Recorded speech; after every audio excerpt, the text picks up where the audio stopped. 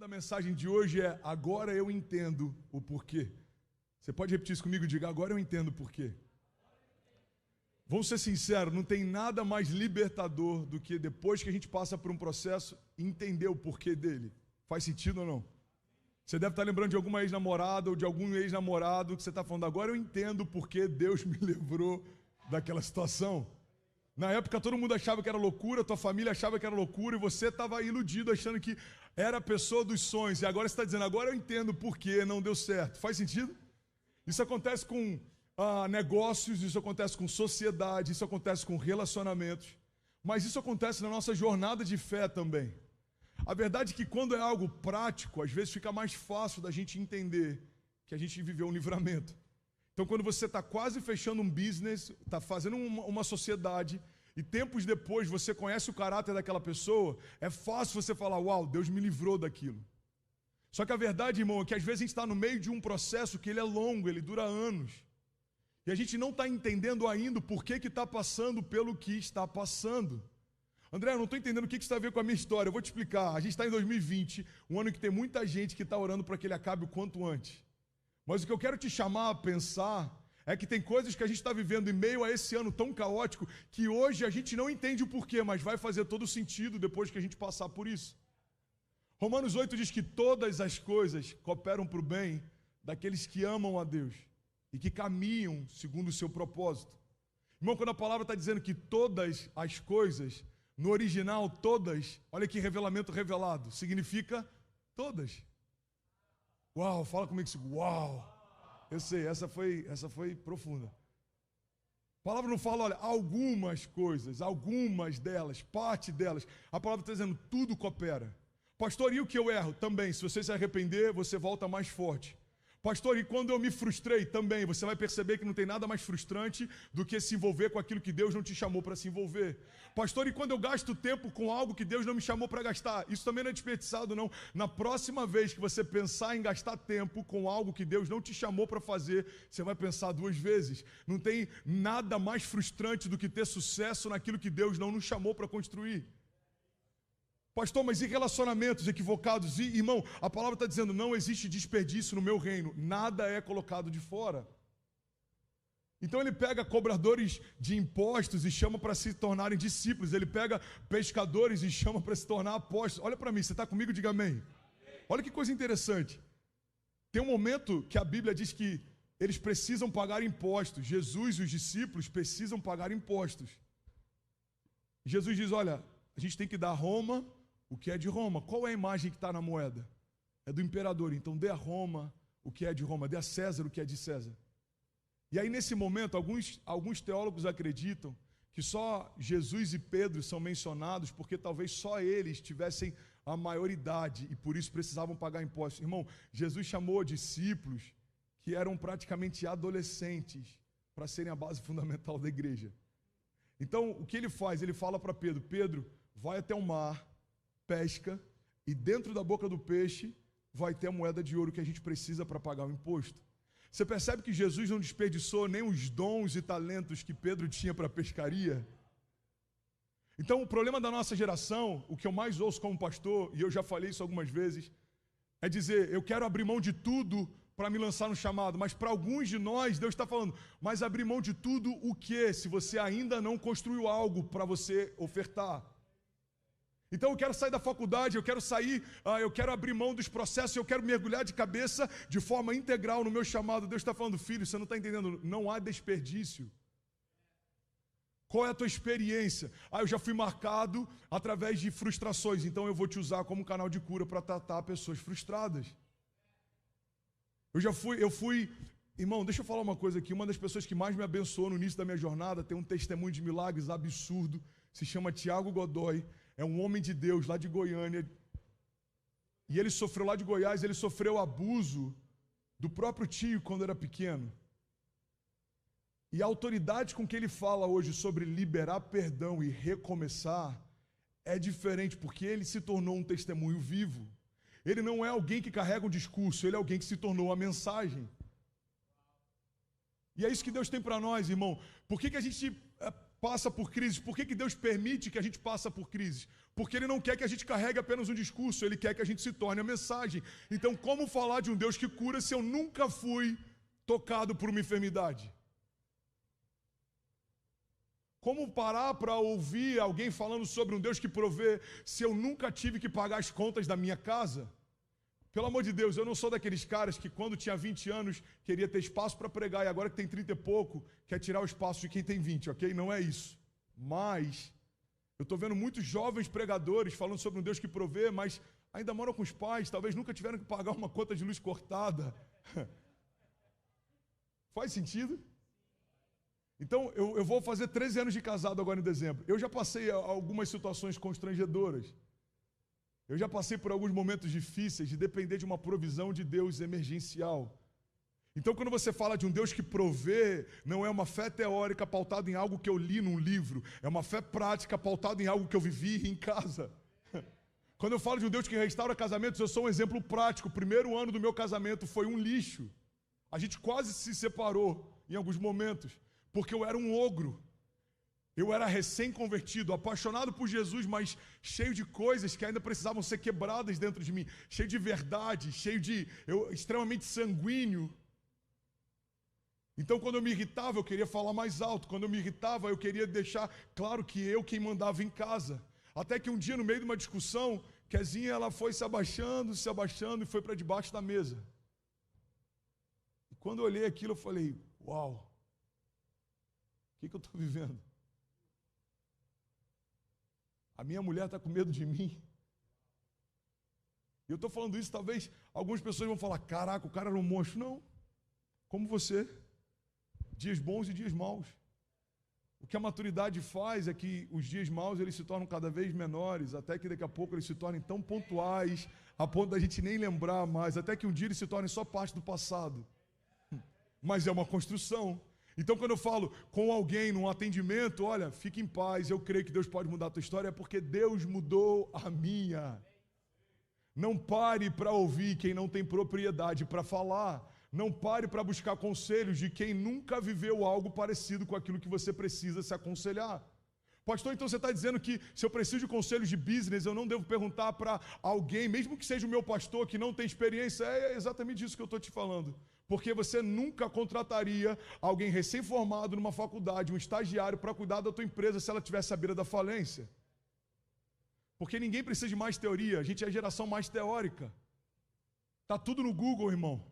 Você pergunta para alguns jovens sobre algum assunto, a gente acha que sabe de tudo, porque está tudo disponível lá, mas o fato de ter informação disponível não significa que a gente tenha informação assimilada. A palavra não está falando sobre informação, a palavra está dizendo, olha, o que vai mudar a tua história não é a quantidade de versículos que você sabe, é a quantidade de versículos que você vive.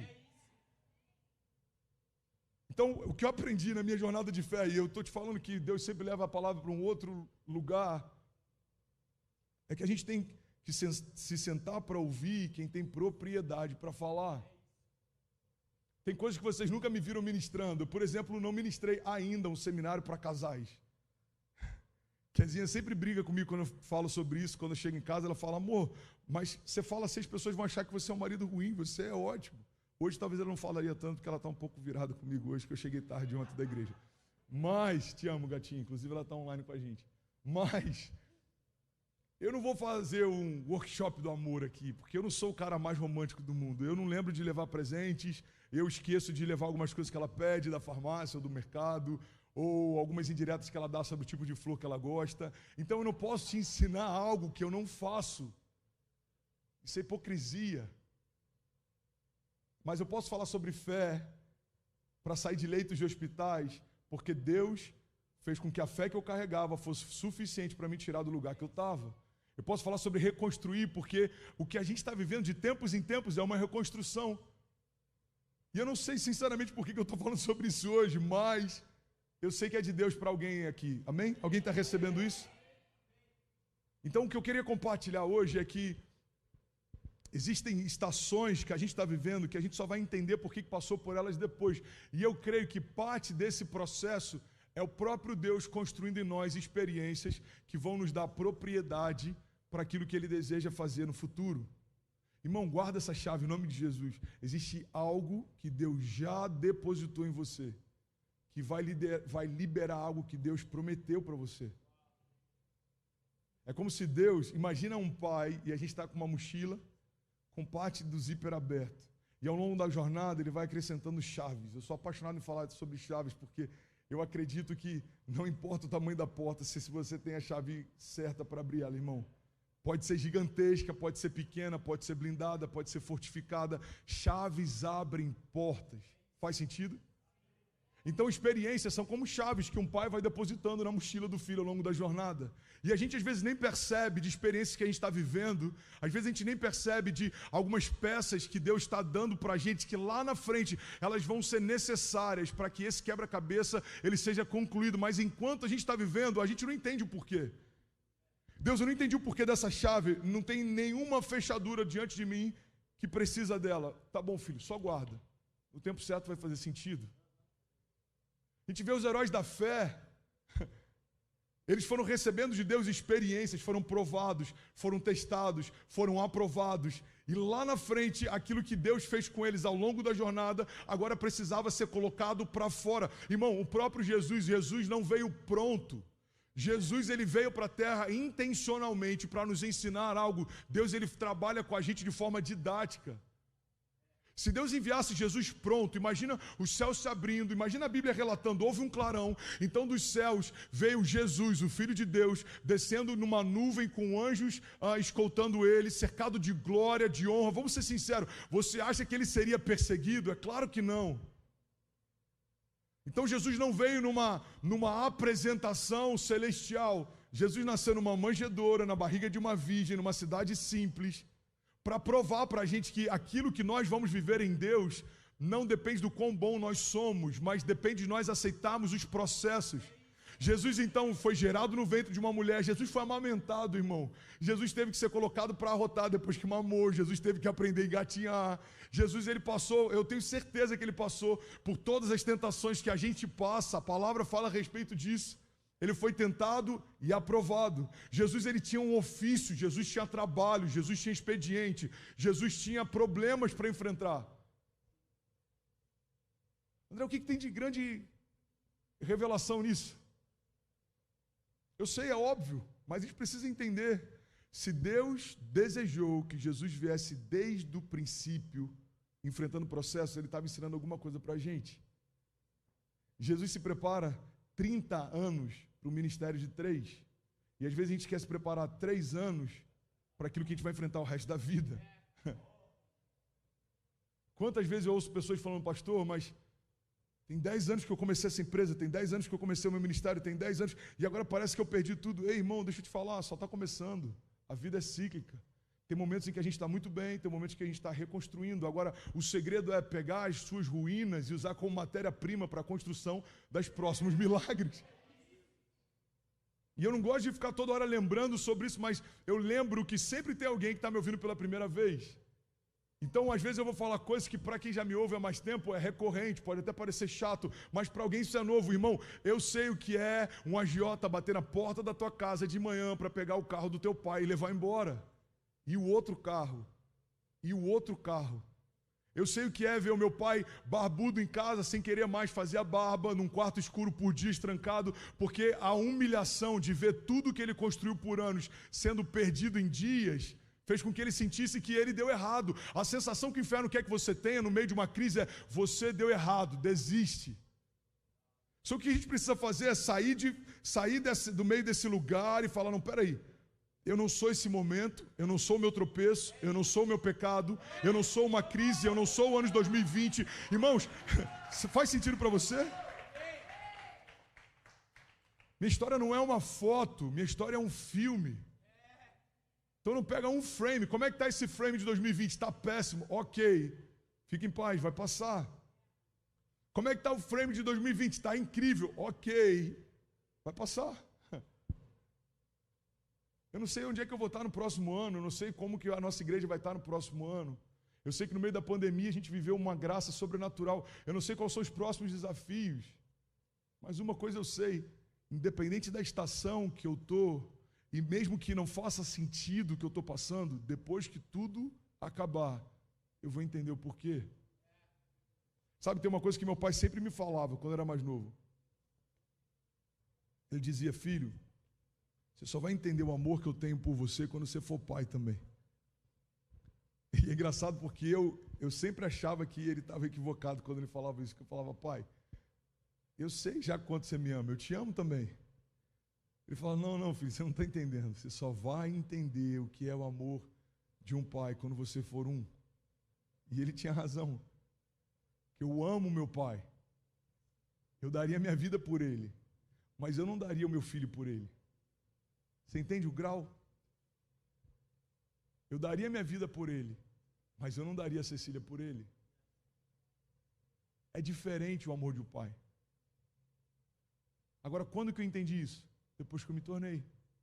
Tem coisas que a gente só vai entender o porquê depois que a gente vive. Outra coisa que sempre me diziam quando eu era mais novo, e eu odiava ouvir isso, era: olha, aproveita porque passa rápido. Você já ouviu isso de alguma tia? De alguém da família?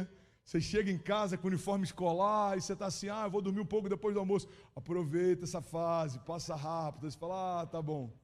Quando você acorda, você já tem 25 anos, um monte de boleto para pagar, um monte de coisas para fazer, e você fala: uau, é verdade, passa rápido. Agora eu entendo por que as pessoas falavam para eu valorizar. Eu compartilhei hoje de manhã que o que seria maravilhoso é se a gente tivesse a sabedoria que a gente tem aos 30, 40, com a vitalidade que a gente tinha aos 15. Onde é que a gente estaria hoje? Eu queria ter a vitalidade que eu tenho com 30, com a sabedoria que Deus vai me dar aos 50. Mas o que eu preciso entender é que com o tempo que eu tenho hoje, com a experiência que eu tenho hoje, com a vitalidade que eu tenho hoje, Deus, eu não quero mais ficar esperneando, mesmo quando eu não entendo o que você está fazendo, porque eu sei que quando isso passar, eu vou entender o porquê. Irmão, eu quero compartilhar uma palavra de esperança com você, porque você pode estar vivendo agora, ou daqui a alguns dias, você pode entrar numa estação que você talvez não vai entender. E o que nos mantém de pé?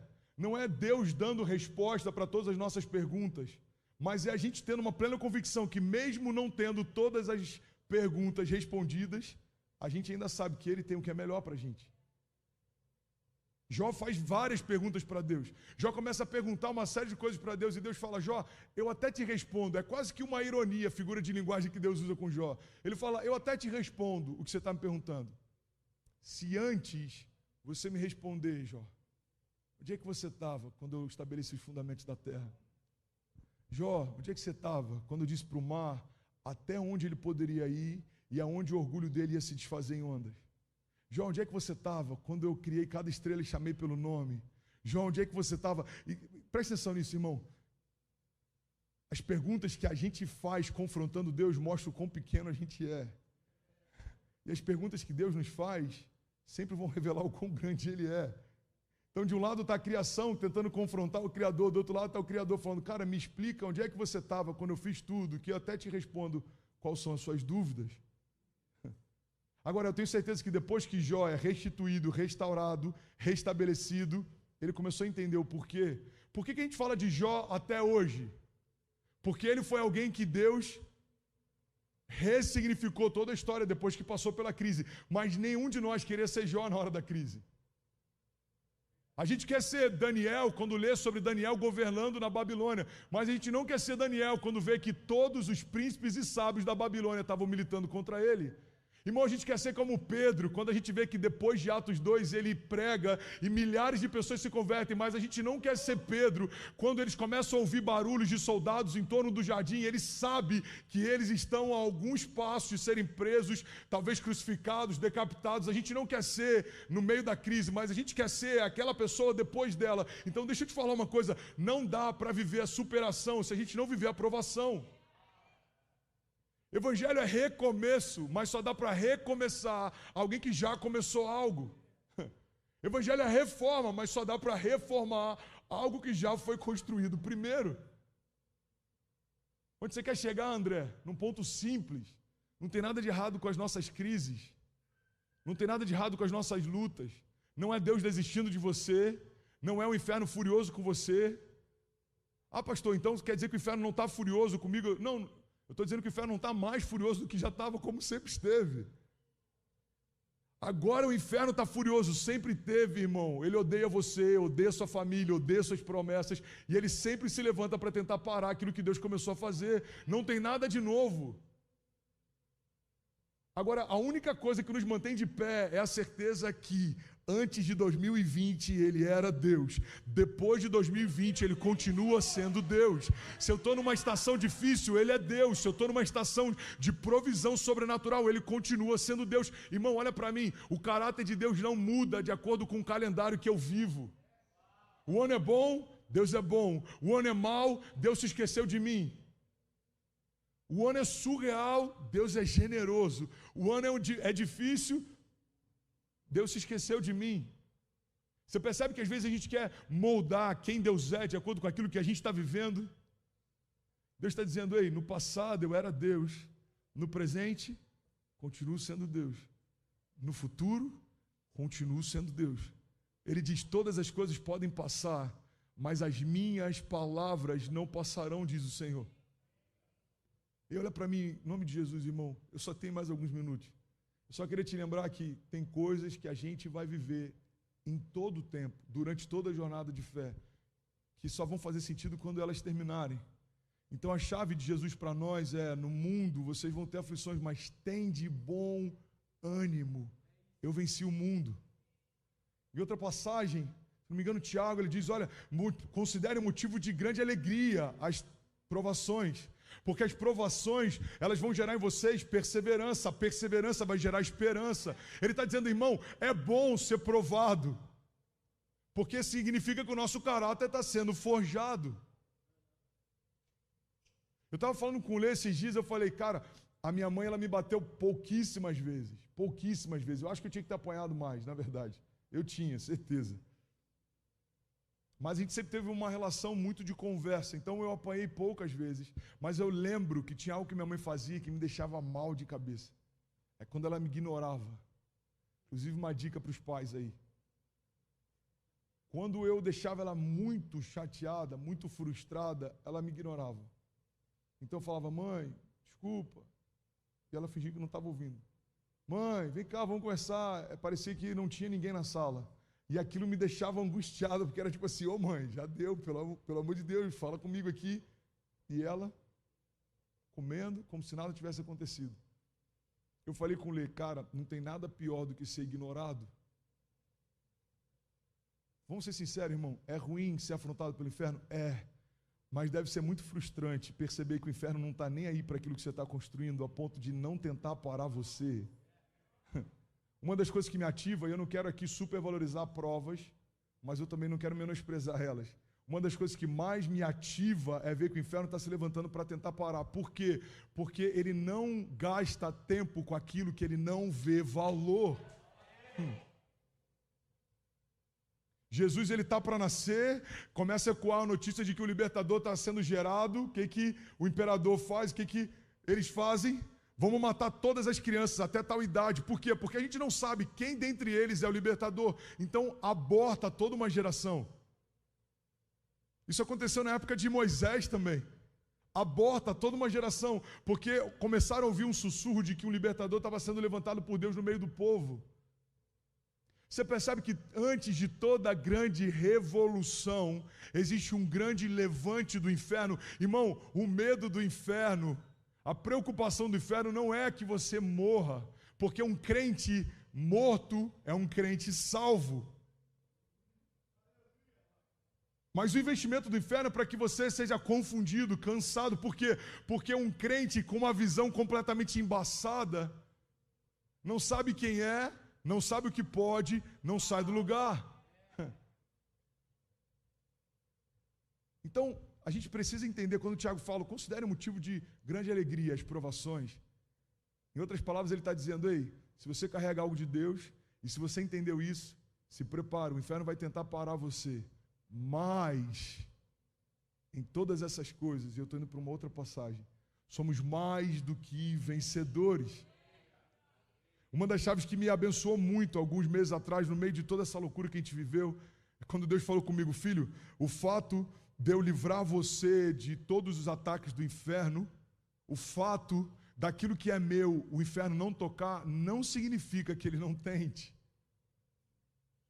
Eu tenho uma proteção de Deus. O Senhor é o meu refúgio, é a minha fortaleza. Socorro presente na hora da angústia. Podem 1000 cair ao meu lado, 10.000 à minha direita. Eu não serei atingido. São declarações de fé a respeito do cuidado de Deus. Mas não significa que o inferno não tente. Porque se tem 1000 caindo ao teu lado, 10.000 à tua direita, significa que tem muita gente caindo enquanto tentam acertar você. Quando a palavra fala sobre a proteção do sangue do cordeiro nos umbrais da porta, na antiga aliança, o anjo da morte vai passar, Deus dá uma direção, mata um cordeiro inocente, pega o sangue dele, passa nos umbrais da porta, e as casas marcadas pelo sangue do cordeiro serão poupadas. Irmão, o fato do anjo da morte não entrar naquelas casas, não significa que o anjo da morte não entrou na casa de alguns vizinhos. O Evangelho não está dizendo que não vai ter luta, ele está dizendo que nós seremos poupados da derrota. O Evangelho não está dizendo que não vai ter retaliação, ele está dizendo que é Ele quem nos guarda apesar delas. O Evangelho não está dizendo que não vai ter crises ao nosso redor, mas está dizendo que as crises não nos governam mais, porque nós dizemos para Ele, entra eu já falei, entra na minha casa, entra na minha vida. A gente disse para Ele, entra na minha família, na minha vida, na minha história e assume papel de governo. O que muda depois que a gente se converte não é que o inferno para de bater na porta e pedir para entrar. A diferença é que agora tem alguém diferente indo abrir a porta quando o inferno bate lá. Faz sentido? Você consegue ouvir o barulho de 2020? Quem é? Eu estou ouvindo barulhos lá fora, barulhos de corrente, carros de guerra. Pois é, nada mudou. O que mudou na nossa casa é quem vai atender a porta quando o inferno bate. Você já deve ter ouvido isso algumas vezes, mas essa citação, ela me enche de esperança. Quando o medo bater a porta, manda a fé abrir. Quando a falta bater a porta, manda a provisão abrir. Quando a depressão bater na porta, manda a esperança abrir. O problema é que em algum momento a gente acreditou que evangelho significa ninguém mais bate na porta. Não.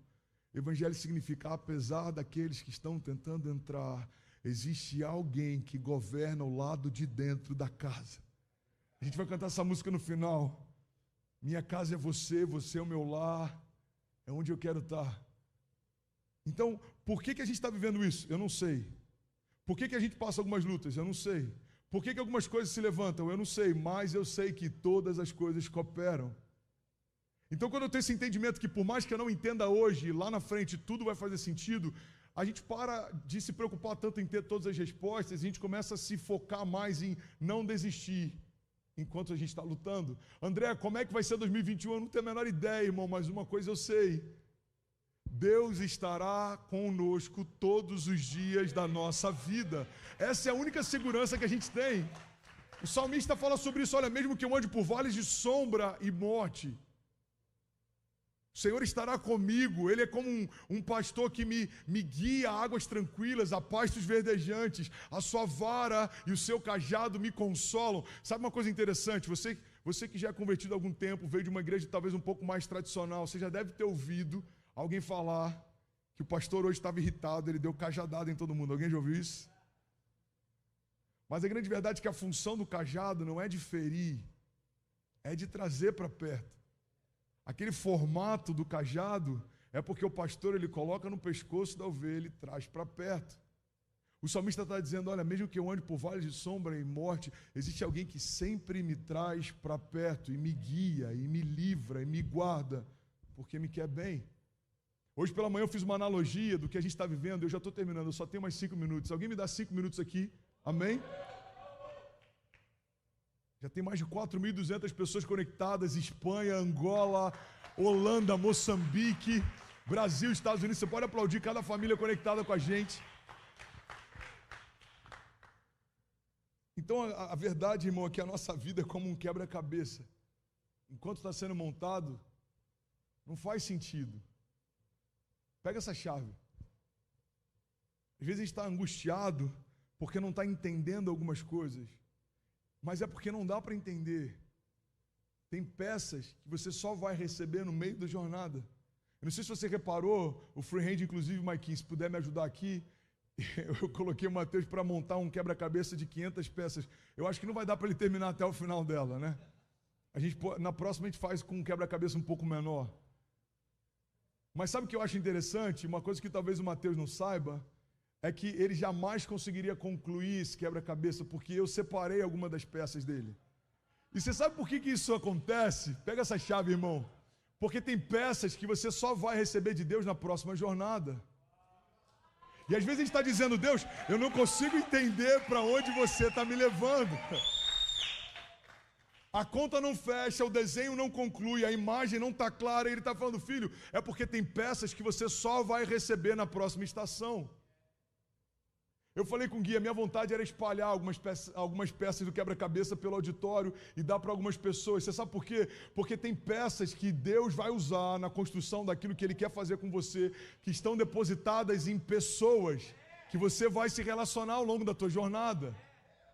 Algumas peças na vida de Timóteo estavam reservadas em Paulo. Algumas peças na vida de Pedro estavam reservadas em Jesus. Algumas peças na vida de Josué. Se a gente for pegar inúmeros heróis da fé e homens de Deus, eles não foram o que foram somente porque eles, de alguma forma, Deus olhou e falou, uau, eu vou fazer através de você. Não, irmão, eles caminharam com pessoas, eles serviram pessoas, eles honraram pessoas, eles aprenderam com pessoas. E olha para mim, tem coisas que a gente está vivendo e nada mais é do que Deus nos ensinando para que a gente possa, através das experiências, ir para o lugar que Ele quer nos levar. Nós somos a geração mais ansiosa que já existiu. De acordo com o ranking mundial de ansiedade, o Brasil é o país mais ansioso do mundo. E eu acredito de verdade que parte dessa nossa ansiedade está em querer entender ou completar o desenho, mesmo sem ter todas as peças para isso. Deus falou comigo eu estou casado há 13, 15 anos atrás. Eu vou usar você para tocar uma geração, eu vou te dar palavras que vão tocar uma geração. Irmão, eu lembro quantas vezes eu ficava angustiado, quantas vezes eu me tranquei no banheiro do escritório e chorava, dizendo, Deus, será que não vai acontecer o meu chamado? Eu estou cansado de trabalhar com a pólice de seguro, eu não aguento mais. Então a gente tinha um culto jovem no final de semana e aquilo me deixava feliz. A gente tinha missionários na madrugada, um trabalho com moradores de rua, a gente tinha missões, mas quando eu voltava para o escritório, foi através do escritório que eu comprei meu apartamento, que a gente casou, que eu comprei o primeiro carro. Era uma provisão, mas eu me sentia angustiado, porque eu falava, Deus, eu tenho uma palavra, quando é que vai se cumprir? Se não me engano, acho que 8 anos depois ela se cumpriu. 8 anos depois ela se cumpriu. Eu poderia ter jogado a toalha no meio do caminho e falar, Deus, quer saber? Eu acho que eu entendi errado, você não vai me usar. Tem muita gente que está a alguns passos do maior romper da sua história e desiste porque acha que não vai acontecer. Deus está falando, ei filho, você não tem todas as peças, calma, eu estou te dando, eu estou construindo o teu caráter, eu estou forjando você, eu estou ensinando você, porque você precisa de caráter para sustentar a unção que vai receber. Você precisa de maturidade para sustentar aquilo que eu vou derramar. Faz sentido, sim ou não? A gente quer crescer rápido, a gente quer avançar rápido. Eu não sei você, mas eu queria logo ser maior de idade. Eu estava louco para ser maior de idade. Eu fui emancipado com 15 anos. Eu queria sair logo de casa, eu queria começar minha história. E depois que você começa a sua história, depois que eu estava em Juiz de Fora, comendo miojo, dormindo mal, completamente perdido, eu falei, uau, eu queria poder voltar para casa e estar junto com meus pais. A gente quer antecipar estações o tempo inteiro. A verdade, irmão, é que meninos querem ser homens. Homens querem ser reis, reis querem ser deuses, mas só um Deus que ser menino. A gente quer antecipar tudo o tempo inteiro, mas agora eu entendo o porquê. Você pode repetir isso comigo e diga, agora eu entendo o porquê. É necessário, você pode repetir isso comigo e diga, é necessário. Diga que eu passo por algumas coisas. Olha para mim, eu estou terminando, é necessário. Agora eu entendo o porquê das prisões. Se não fosse a prisão, Paulo não teria pregado para o imperador. Agora eu entendo o porquê das cadeias. Se não fosse a prisão e ter sido vendido pelos irmãos, José talvez não teria governado no Egito. Agora eu entendo o porquê. E a gente vai vendo algumas histórias, agora eu entendo por que as ursas e os leões que Davi teve que enfrentar quando ninguém estava vendo, para que ele tivesse ousadia e coragem para enfrentar o gigante quando todos estivessem olhando para ele. Agora eu entendo por que das tempestades, porque Jesus teve que andar sobre as águas em meio ao mar revolto para que Pedro pudesse confiar que conseguiria andar também. Agora eu entendo por que da fome, se não fosse ela, talvez a gente não teria visto Jesus multiplicar pães e peixes. Agora eu entendo por que da falta, se não fosse ela, aquele casamento nunca teria sido colocado na Bíblia, seria só mais um casamento, mas até hoje é lembrado como um casamento em que Jesus transformou água em vinho. Se os noivos tivessem ciência do que ia acontecer, certamente eles não reclamariam da falta de vinho. Agora a grande verdade, pega essa chave, irmão. Se alguém chega para os noivos e, pelo que a gente lê da história, nem tiveram relatos e nem sabiam que o vinho tinha acabado, mas se alguém chegasse para aqueles noivos e dissesse: olha, daqui a pouco o vinho vai acabar, mas fica tranquilo, Jesus vai fazer um milagre e daqui a milhares de anos, outras gerações ainda vão falar sobre a sua festa. Eles ficariam com medo quando alguém dissesse que acabou o vinho, sim ou não? Não.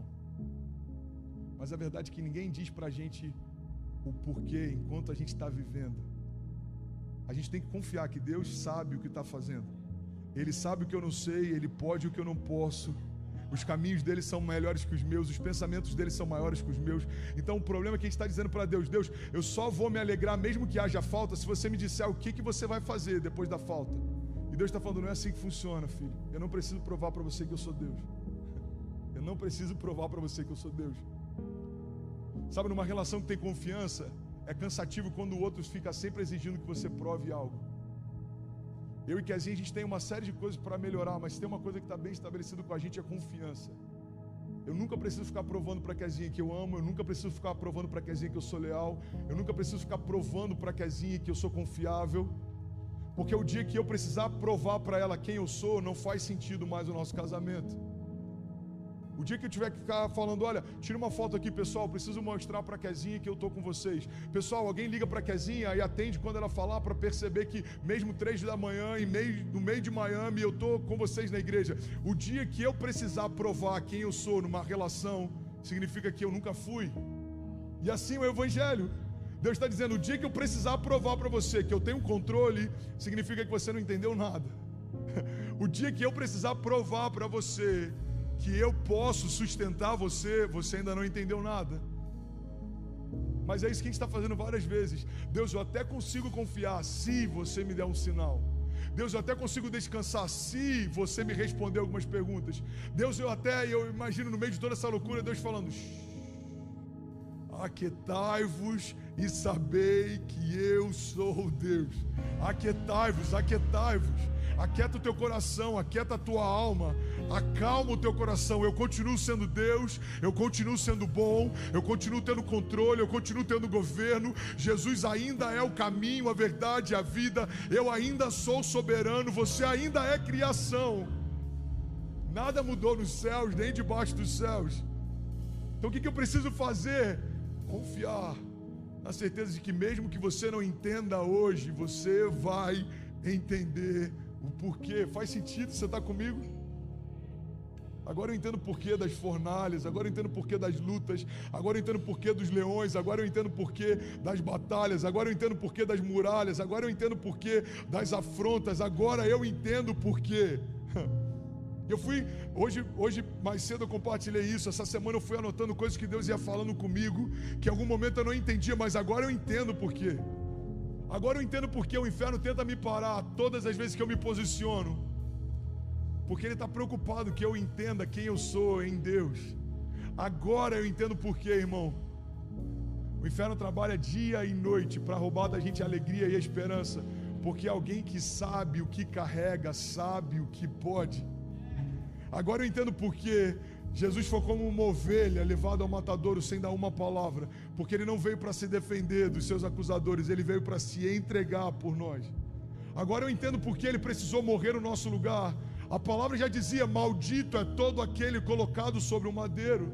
Irmão, agora eu entendo porque Jesus disse: Pai, se possível for, afasta de mim esse cálice.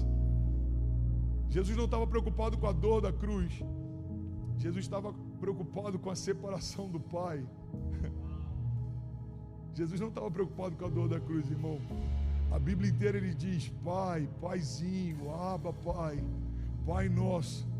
Mas quando ele está naquela cruz, recebendo o meu pecado seu, ele para de chamar Deus de Pai e começa a chamar Deus de Deus. Você percebe os detalhes? Deus meu, por que me desamparaste? O Filho de Deus se fez homem para que os homens fossem feitos filhos de Deus. Agora eu entendo por quê, irmão. No terceiro dia ele ressuscitou. Porque o inferno não conseguiu suportar, prender dentro do Hades a própria vida de Deus. Agora eu entendo por que nada é capaz de nos separar dele. Como Romanos diz, nem anjos, nem demônios, nem a vida, nem a morte, nem poderes, nem autoridades, nem o presente, nem o porvir, nem altura, nem profundidade, nem qualquer outra coisa na criação é capaz de nos separar do amor de Deus que está em Cristo Jesus. Agora eu entendo por que ele se entregou por mim. João 3,16 diz que ele me amou, ele te amou de tal maneira que ele deu o seu único filho para que todo aquele que nele crê não pereça, mas tenha a vida eterna. Agora eu entendo por que tantas lutas, provações, privações, tantos afrontes, tantos açoites. Agora eu entendo por que todas as vezes que a gente se levanta, pessoas tentam nos paralisar, palavras, sentimentos, mentiras tentam distorcer, porque o inferno sabe que quando você está de pé e sabe o que você carrega, nada nem ninguém pode parar você. E esse é o resumo de 2020, irmão, e a grande verdade é que a gente vai entender daqui a alguns anos o porquê de Deus ter permitido que tudo que está acontecendo acontecesse. Mas uma coisa eu já sei, Deus já falou comigo, eu compartilhei hoje mais cedo. Um dos motivos de Deus permitir tudo que a gente está vivendo, eu lembro como se fosse hoje, eu estava fazendo uma live com o pastor James Burke, ele é um dos líderes da escola sobrenatural da Bethel, e ele falou: sabe, André, eu consigo ouvir um chamado nítido de Deus no meio dessa crise. Esse afastamento, distanciamento social forçado, todo mundo tendo que ir para casa, lockdown, portas fechadas. Ele falou: é como se Deus estivesse gritando para a nossa geração: voltem para suas casas, voltem para suas casas, porque a gente está hiperconectado, a gente está dentro de casa mandando mensagem para alguém que está no quarto do lado. Uma geração hiperconectada, hiperativa, tão perto de quem está longe, tão longe de quem está perto. Só que por 5 meses, 4 meses, a gente foi obrigado a ficar de frente todos os dias de pessoas que, por mais que sejam da nossa família, a gente já talvez não se relacionava há tempos. Compartilhei hoje pela manhã que tem muita gente achando que o número de divórcios aumentou por causa da pandemia. Eu não acredito que aumentou. Ele só foi oficializado. Tem gente que já estava separado faz tempo, mas continuava morando junto. Tem pais e filhos que estavam em crise de relacionamento faz tempo, só não tinham percebido isso. Agora você percebe, isso é só uma das coisas que a gente percebe e entende o porquê de tudo isso que a gente está vivendo. Mas eu creio que daqui a alguns anos Deus vai lembrar você de porções que Ele te deu nessa estação de ousadia, de fé, de coragem, de resiliência, de caráter. E talvez hoje você não está entendendo o porquê de provas, mas eu creio, tudo vai fazer sentido quando esse quebra-cabeça for completado.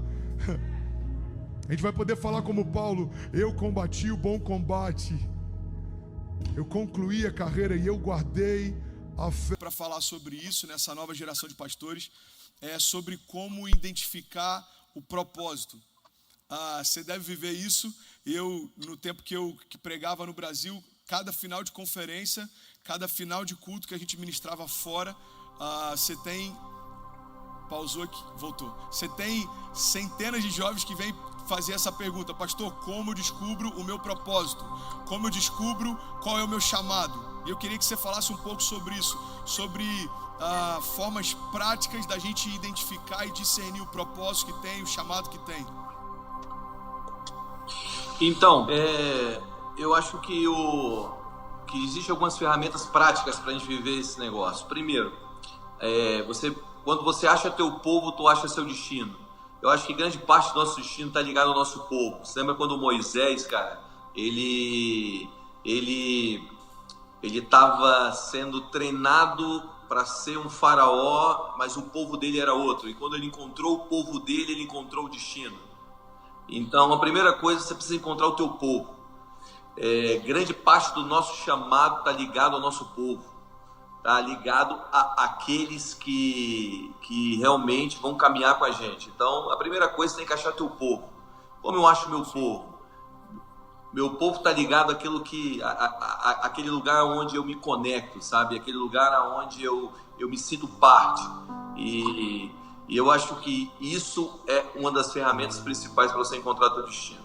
Segunda coisa que eu acredito que faz parte prática, uma coisa prática para você encontrar o teu destino, ele está ligado às suas paixões e está ligado às suas dores. O que isso tem a ver, cara? O que te incomoda, cara? O que te acorda de manhã, que te tira, que te faz bater teu coração, que te empurra para você ser aquele cara que vai sofrer por aquilo, e ainda que você esteja sofrendo por aquilo, o teu coração continua queimando e a dor se torna leve no meio da caminhada. Sim. E eu acho que isso são duas coisas muito legais para você ponderar aí quando você está escolhendo o que você vai ser na vida, para onde você está indo. Cara. Sim.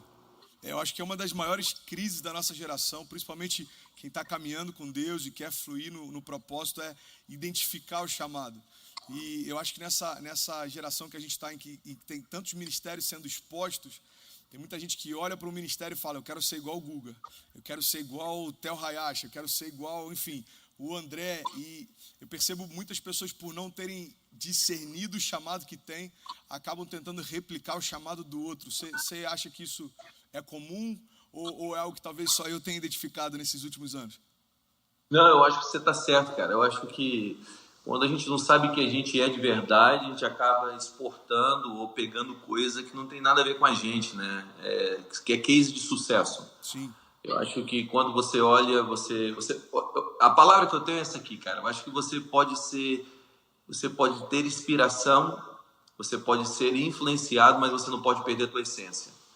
Então, você precisa ser influenciado sem perder a tua identidade, a tua real pegada ou o que você realmente foi chamado para fazer. Então eu acho que talvez uma coisa que seja importante dentro desse processo de você não olhar para alguém ao ponto que você perca o teu DNA, o teu chamado, é você descobrir a tua real identidade, cara. A tua real identidade está em tua filiação em Deus. A primeira coisa, cara, que eu acho que é importante na vida é você entender que você é amado. E quando você entende que você é amado, que você baseia a tua vida num sentimento que você é amado por Deus, você começa agora a ser autêntico. Sim. Que você não quer reproduzir, você sabe que você não precisa ser aceito, você já foi aceito. Amém. Você não precisa buscar uma aceitação de pessoas, você já foi aceito por Deus, e isso gera uma consistência para você construir a tua identidade e construir o teu chamado de uma maneira autêntica. Sim, eu acho que é uma busca muito pessoal de autoconhecimento também, né, Guga? Porque eu não lembro de quem é essa citação, mas eu acho que ela se encaixa perfeitamente nesse aspecto. Quem descobriu quem é, não deseja ser mais ninguém além de si mesmo. Então, eu vejo muita gente querendo descobrir o propósito, mas ainda não se descobriu, né? Como você falou, ainda não se descobriu em Deus, e aí acaba batendo cabeça. Guga, uma das perguntas que eu recebi, eu acho que tem muito a ver com o seu ministério também. Você é um cara que flui muito nos dons, a gente viveu várias coisas juntos nos acampamentos e coisas que eu já tive o prazer de te receber lá no Rio. Eu vejo, pelo que você tem vivido na tua igreja, como igreja local e nos lugares onde você vai também, manifestação de milagres, pessoas sendo curadas, crianças fluindo nos dons, seus filhos extremamente ativados nesse mover profético. Uma das perguntas que eu recebi é a respeito de unção, e eu queria que você falasse um pouco para a gente sobre isso. Eu acho, eu penso, André, que a unção, ela é fruto de um processo de entrega, cara. Porque se você pensar, a palavra Getsemane, ela vem da prensa da oliva, né? É o lugar da prensa. Então é onde você pega o fruto da oliveira e prensa ele para que saia um óleo. E a oliveira, o fruto da oliveira, que é a azeitona, ela tem 4 tipos de óleo. O primeiro óleo, você passa a prensa, e a prensa, aquela primeira prensa produz um tipo de óleo que é o óleo para você comer, é o óleo comestível. Você passa a prensa de novo e aí gera um segundo tipo de óleo. Esse segundo tipo de óleo, ele é para as lamparinas. Então se coloca as lamparinas para acender ali e ficar aquele fogo. Existe uma terceira prensa que passa e essa prensa gera um outro óleo, que é um óleo para se fazer sabão.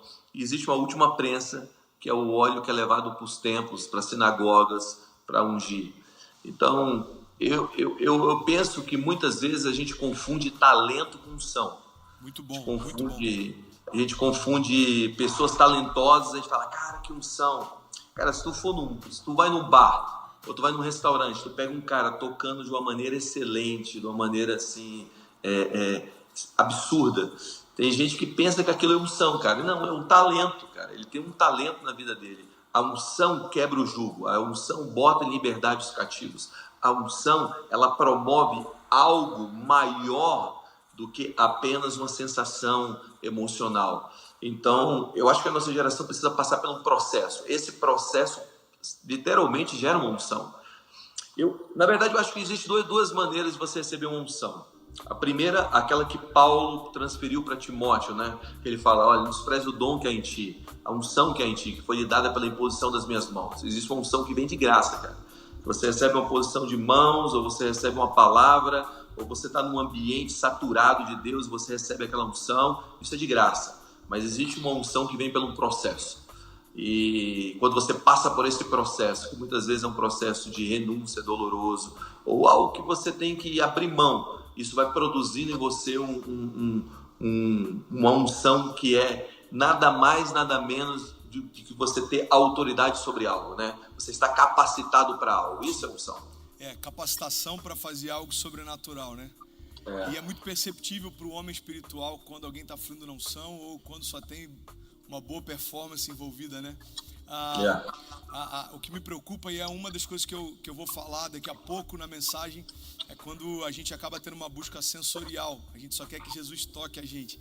Jesus quer muito mais do que tocar a tua epiderme. Jesus, ele quer preencher você por inteiro. Então, eu acho que essa questão de unção, Guga, sem dúvida alguma, foi o que gerou um romper no meu ministério. E todas as vezes que eu estou ocupado demais e estou com menos tempo com Deus em secreto, para mim é muito perceptível quando as minhas botijas estão vazias, digamos assim. E é muito perceptível quando você também está completamente mergulhado. Parece que até o tom da sua voz é carregado com mais autoridade. Parece que quando você libera palavras, os sinais são visíveis e são ainda mais intensos. E eu não consigo me imaginar fluindo sem a unção. Eu acho que se algum momento fosse esvaziado dela, eu preferiria sentar e quem sabe algum dia retomar o ministério, mas eu acho surreal alguém subir para falar de Deus vazio dele, né? É louco isso, né? Você já passou, você já passou um momento assim? Eu já tive momentos que eu subi e aí depois de algum tempo eu falei, Jesus, foi você que me chamou ou você transborda isso aqui ou eu não tenho o que falar. Me ajuda, eu só não quero te atrapalhar hoje. É isso, cara, e é isso que diferencia ministérios de ministérios, porque você pode ter, como você falou, uma boa performance. Claro que a gente quer isso, cara, a gente quer pessoas que saibam falar. Lógico que a gente quer ligar, casar a unção com a excelência, a unção com o dom, a unção com uma boa produção, cara, mas não tem a ver com luz, não tem a ver com igreja preta, não tem a ver com LED atrás, tudo isso é importante, cara. Nas nossas igrejas, sim, a gente tem isso como uma maneira de linguagem, né, para atingir uma geração. Mas mais do que isso, cara, é a nossa vida no secreto, é o que você falou. Amém.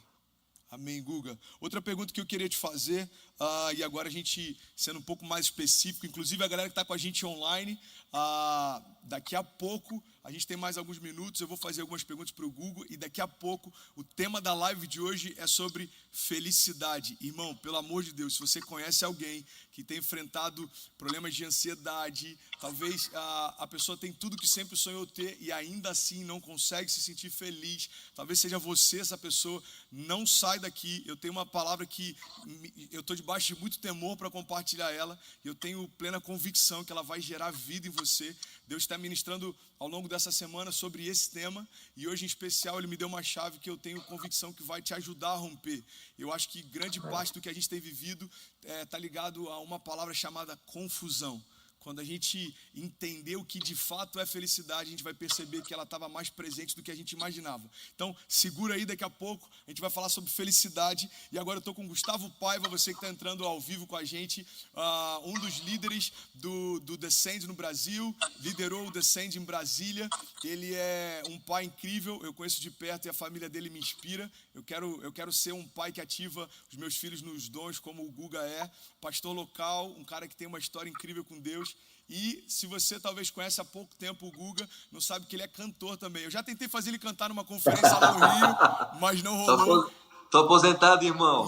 Não. Quando ele estiver em Miami, eu quero ver você fluindo junto com a gente aqui. Guga, é o seguinte, vamos jogar um pouco mais de fogo nessa conversa, nesse hangout. Uma das perguntas que me fizeram e me preocupou muito, o entendimento que algumas pessoas podem ter de que as duas coisas podem coexistir. Ou seja, algo que fere princípios e um relacionamento com Deus. Uma das perguntas que me fizeram foi: eu sou bissexual e eu quero voltar a ter relacionamento com Deus. Como conviver com isso sem me sentir culpado? E a palavra conviver, eu confesso que me chocou um pouco. Fala um pouco sobre. Vamos lá. Eu acho que a gente precisa criar uma igreja inclusiva, mas não permissiva. Perfeito. A minha palavra para quem fez essa pergunta é o seguinte: cara, você precisa de um ambiente seguro para poder andar, mas esse ambiente seguro que você estiver inserido precisa te levar a uma transformação. A Bíblia fala em Romanos capítulo 1 claramente sobre esse tipo de prática, e a Bíblia é nosso manual de fé, cara, é algo que é imutável. A Bíblia fala, a própria palavra diz que vai passar céu e terra, mas as palavras não vão passar. Agora, o que eu quero que você entenda é que antes de haver uma transformação, precisa haver uma proteção. Jesus, quando achou aquela mulher que foi pega em adultério, Jesus se colocou por ela e depois ele disse: vai, não peques mais. Então, a primeira coisa que eu quero que você entenda é que Jesus se coloca por você, cara. E ele se coloca para te proteger, mas ele vai te dizer, cara, vai, não peques mais. O amor transforma. O amor não pode deixar do jeito que está. E a verdade é que não tem como conviver, tem como andar um processo de transformação. Então, o meu conselho para você é o seguinte, cara: você precisa conhecer Jesus, porque à medida que você conhecer Jesus, você vai ver que aquilo que você acha que hoje é certo na tua vida, amanhã você vai ver que não é certo. E a própria palavra vai te lavar, vai te transformar. Mas você saiba que existe uma igreja que se coloca para te proteger numa caminhada, mas para que você não conviva muito tempo com aquilo que pode te matar e te ferir. Perfeito. O que você pensa disso, né? Muito bom a resposta, Guga. Uma das coisas que, principalmente agora como pastor local eu tenho percebido nos gabinetes que a gente faz e na luta que algumas ovelhas enfrentam, é que a grande verdade é que a gente domestica os nossos gigantes. No início eles incomodam, no início eles amedrontam a gente. O problema é que depois de um tempo a gente começa a se habituar com a voz deles. E aquilo que lá no início da nossa caminhada gerava muito temor, depois de um tempo já começa a se tornar familiar. E isso é muito perigoso, né? Quando alguém chega e pergunta: pastor,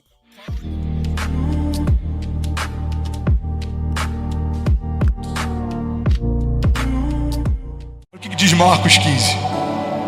De manhã bem cedo, os chefes dos sacerdotes, com os líderes religiosos, os mestres da lei e todo o sinédrio, chegaram a uma decisão. Amarrando Jesus, levaram-no e o entregaram a Pilatos. Você é o rei dos judeus? Perguntou-lhes Pilatos. Tu o dizes, respondeu Jesus. Os chefes dos sacerdotes o acusavam de muitas coisas. Então Pilatos lhe perguntou novamente: você não vai responder? Veja de quantas coisas acusam você. Jesus, porém, nada respondeu.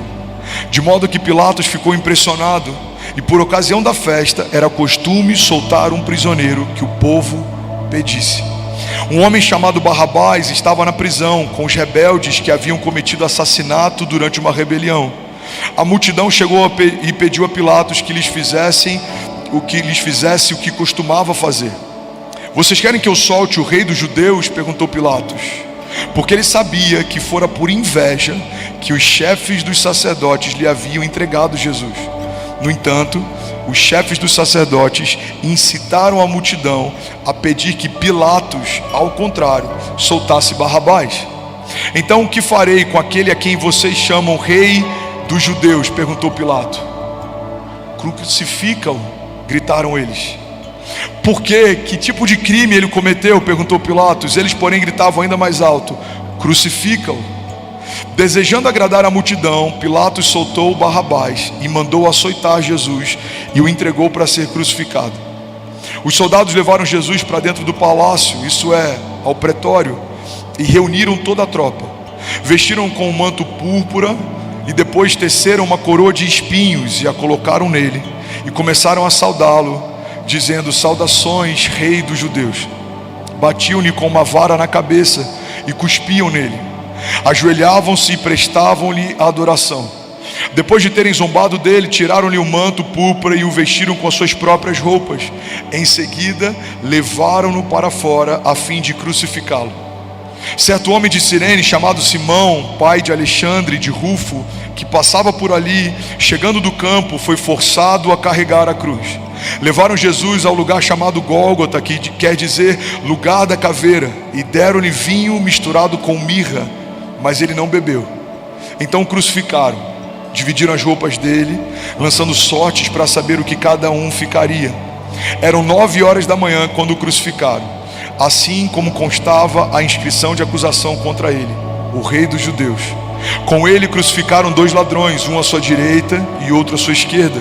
E os que passavam lançavam-lhe insultos, balançando a cabeça e dizendo: ora, você que constrói o templo e o reedifica em 3 dias, salva-se a ti mesmo e desça da cruz. Da mesma forma, os reis dos sacerdotes e os mestres da lei zombavam dele dentre si. Salvou a outros, diziam, mas não é capaz de salvar a si mesmo. Que o Cristo, o Rei de Israel, desça agora da cruz, para que vejamos e creiamos. Os que foram crucificados com ele também o insultavam. Do meio-dia até as 3 horas da tarde, houve trevas sobre toda a terra. Por volta das 3 horas da tarde, Jesus bradou em alta voz: Eloi, Eloi, lema sabachthani, que significa: meu Deus, por que me desamparaste? Quando alguns dos que estavam por perto ouviram isso, disseram: ouçam, ele está chamando por Elias. Um deles então correu e embebeu uma esponja em vinagre e colocou na ponta de uma vara e a deu a Jesus para que bebesse, dizendo: deixe-nos, vejamos se Elias vem tirá-lo daí.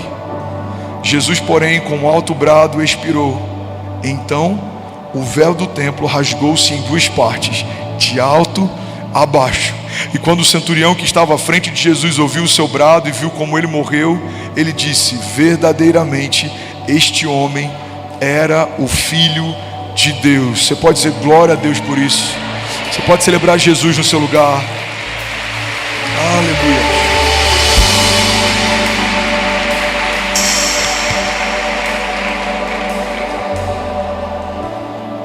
A gente tem 3 cenários aqui e eu quero falar sobre o primeiro deles.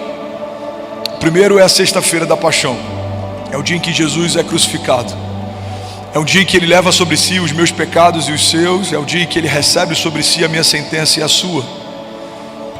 O que acontece na crucificação nada mais é do que o milagre da substituição. O puro foi feito impuro, o abençoado foi feito mal. Ele vive o que, segundo os médicos, é o maior nível de estresse que o corpo humano consegue suportar antes do sistema nervoso desligar. Jesus transpira sangue, tem sangue saindo dos seus poros. Jesus está no jardim e ele faz um pedido para o Pai. Ele fala: Pai, se possível for, afasta de mim esse cálice, todavia seja feita a sua vontade e não a minha. Jesus está diante de um cálice, e muita gente acha que o temor de Jesus está ligado à dor que ele vai enfrentar, à vergonha que ele vai enfrentar.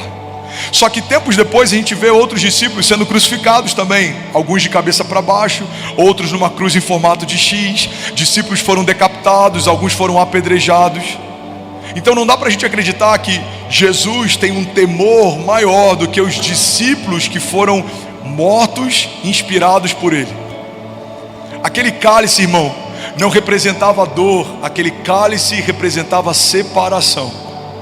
João diz que no princípio ele era o verbo estava com Deus, o verbo era Deus, e todas as coisas foram feitas por meio dele, e sem ele nada do que foi feito se fez. Jesus estava no princípio da criação, Jesus estava em Gênesis. O haja de Deus no princípio não foi para estabelecer a luz do sol, porque quando Deus diz haja luz, a Bíblia diz que no primeiro momento houve luz que dissipou as trevas. Mas a Bíblia diz que dias depois, quando Deus estabelece o sol, a lua e os luminares, houve separação entre o dia e a noite. A luz que invade a terra no primeiro momento não era a luz do sol, era Jesus, a luz dos homens. O haja de Deus convida o Filho para a criação desde o princípio. Ele estava no princípio, ele estava no jardim, ele estava no deserto, ele estava durante toda a história. Então, quando Jesus vê aquele cálice, ele vê algo que nunca havia acontecido na história, desde a eternidade passada até aquele momento. Pela primeira vez, o Filho deixaria de ser filho e deixaria de ter acesso ao Pai. É por isso que em toda a história bíblica a gente vê ele chamando Deus de Pai. Dizem que ele é bom, ele fala, não, bom é o Pai. Ele fala, eu só falo o que eu ouvi o meu Pai falar, eu só faço o que eu vi o meu Pai fazer. Mas quando ele está na cruz, pela primeira vez, a gente vê Jesus não chamando mais Deus de Pai, a gente vê Jesus chamando Deus de Deus. Ele fala, Deus meu, por que me desamparaste?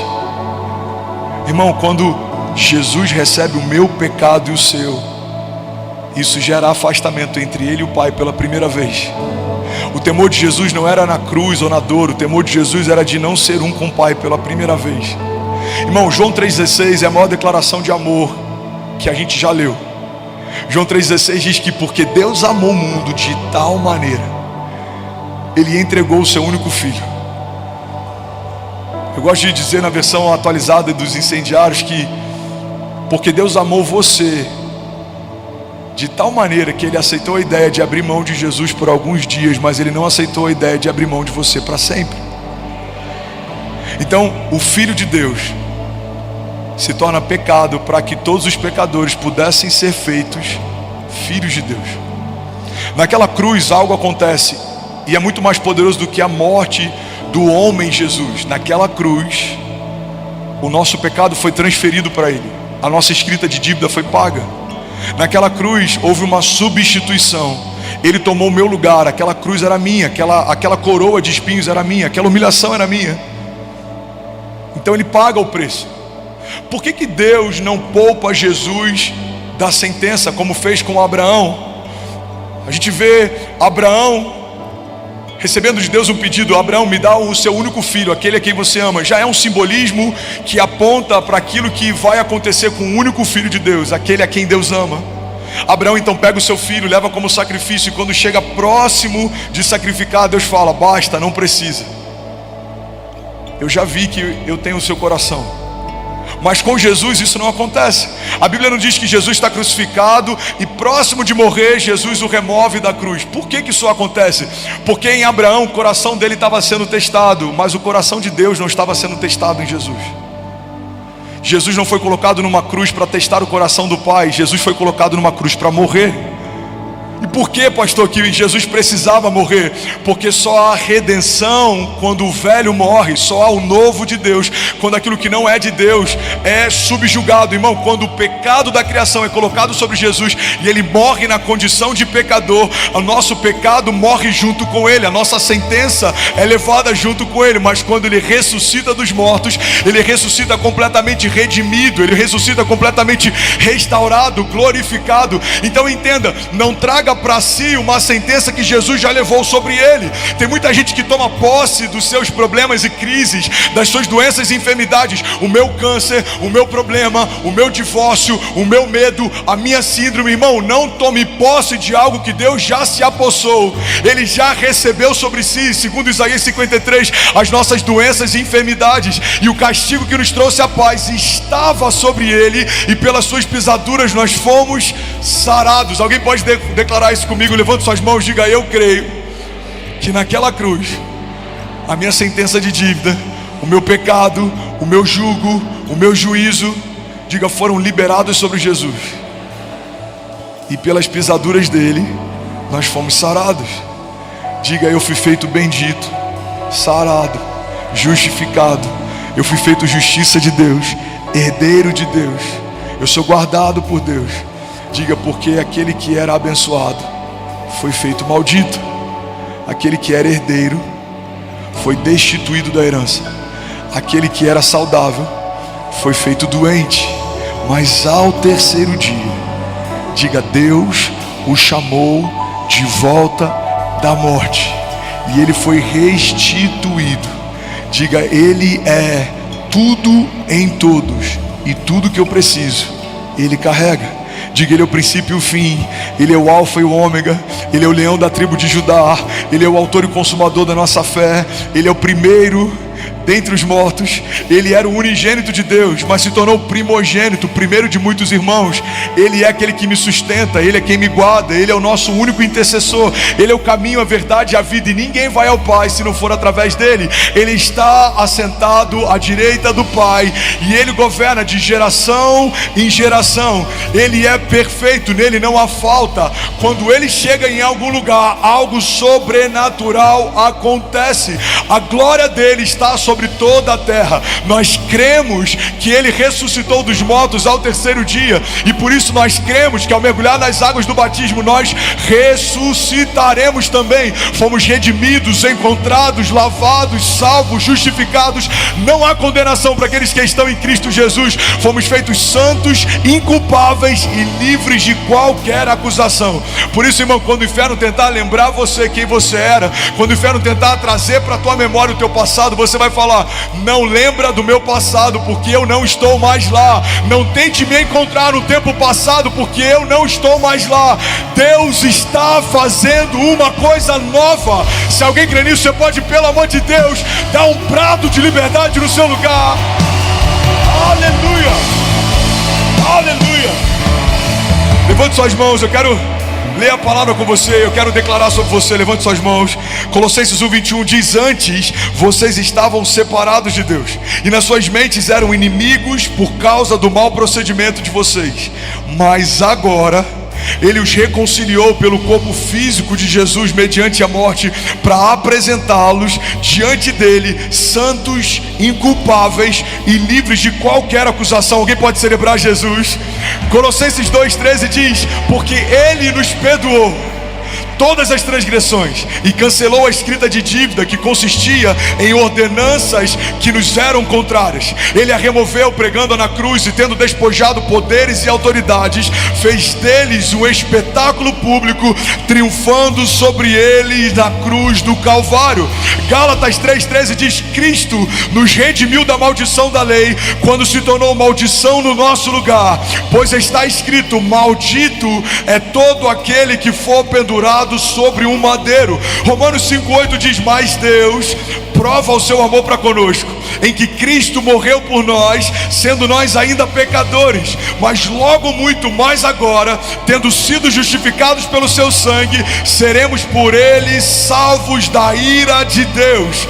Colossenses 1:13 diz: o qual nos tirou das potestades das trevas e nos transportou para o reino do Filho do seu amor, em quem nós temos a redenção pelo seu sangue, a saber, a remissão de todos os nossos pecados. pecados. Efésios 2:8 diz: porque pela graça sois salvos mediante a fé, e isso não vem de vós, é dom de Deus, não vem das obras, para que ninguém se glorie diante dele. 1 Pedro 2:24, levante suas mãos, a palavra diz assim: levando ele mesmo no seu corpo os nossos pecados sobre o madeiro, para que mortos para os pecados pudéssemos viver para a justiça, e pelas pisaduras de Jesus nós fomos sarados. Alguém pode dar um brado de liberdade aqui nessa manhã? Tudo bom? Você acabou de assistir uma mensagem aqui do nosso canal. Eu tenho certeza que ela te edificou e que ela vai gerar algo novo em você. E a gente separou mais 2 vídeos. Eu quero deixar essas indicações aqui para você continuar queimando com Jesus. E eu quero muito te fazer um pedido também. Se essa mensagem te edificou, comenta aqui embaixo, segue o canal, me ajuda a compartilhar para que mais pessoas sejam tocadas também. Deus te abençoe.